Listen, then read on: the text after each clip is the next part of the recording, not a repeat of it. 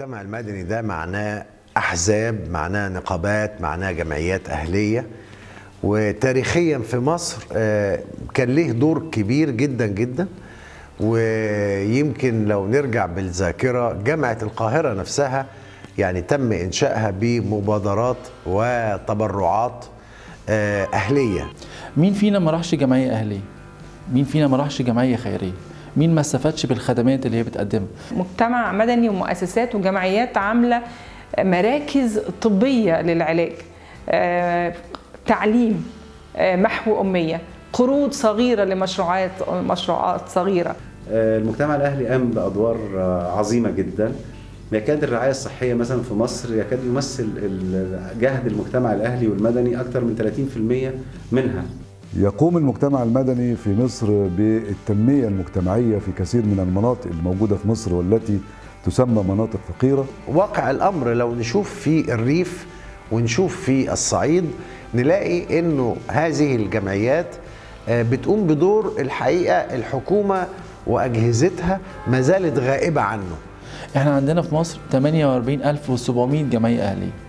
يمكن البعض بيربط أو بيستغل في عدد من الجمعيات بتشتغل في المجال الحقوقي فبيهاجمها. العدد ده لا يتجاوز 100 أو 150 جمعية. مش هم دولت مشكلتنا الحقيقة. كل هؤلاء يجب أن نشجعهم مادام بيعملوا في إطار من القانون. أي مجتمع وأي دولة عايز تبقى قوية لازم يكون فيها مجتمع مدني قوي. هذا القانون أثير بشأنه لغط كثير، يمثل نقطة فاصلة في تأكيد السيادة التي أكدها الدستور وحافظ عليها الشعب المصري. صدر القانون من مجلس النواب، وأنا في رأيي من خلال يعني المتابعة أنا أيضا من المتحفظين على هذا القانون ببساطة. هذا القانون أنا كنت من أشد المعارضين ليه، لأنه هناك توجه إلى تعطيل هذا المجتمع المدني من أداء دوره، مما يؤدي إلى عدم استقرار. وإن كان هناك ما يهدد استقرار الوطن فهو غياب المجتمع المدني. أشعر أنه القانون وهو بيتعامل مع منظمات المجتمع المدني يعني تصبغ عليه صيغة يعني التدابير الأمنية وعقوبات، وأنا شايف أن احنا كنا في غنى عن هذا. إنما للأسف القانون نظر لكل القائمين بهذا العمل بنظرة الريبة والشك فيهم.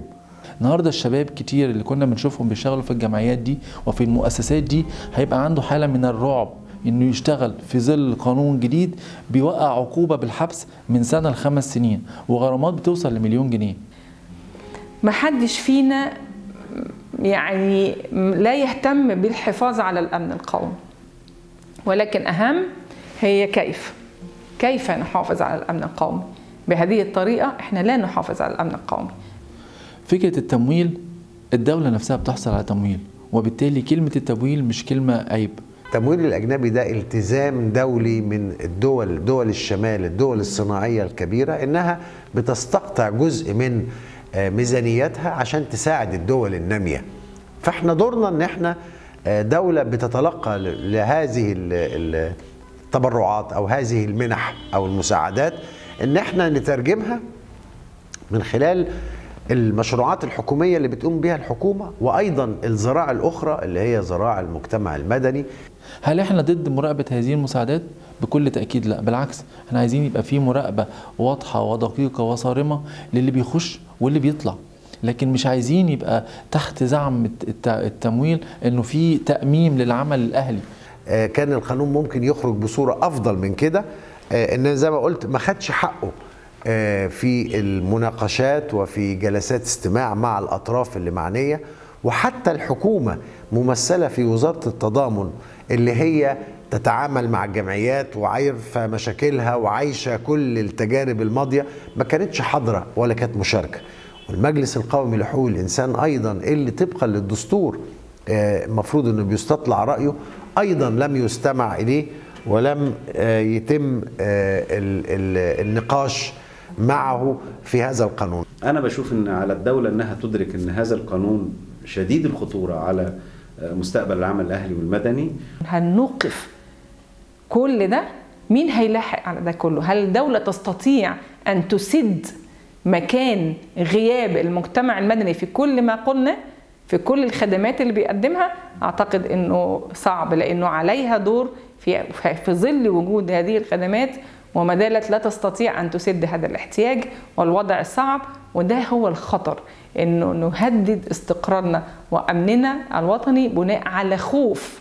بأتمنى أن رئيس الجمهورية يراجع هذا القانون بمنتهى الدقة، بمنتهى الدقة، لأنه هيسيء لسمعة مصر داخليا وخارجيا. ما يرعبني هو أن احنا نغلق باب بيسد احتياجات للمواطنين دون أن نفتح أبواب أخرى.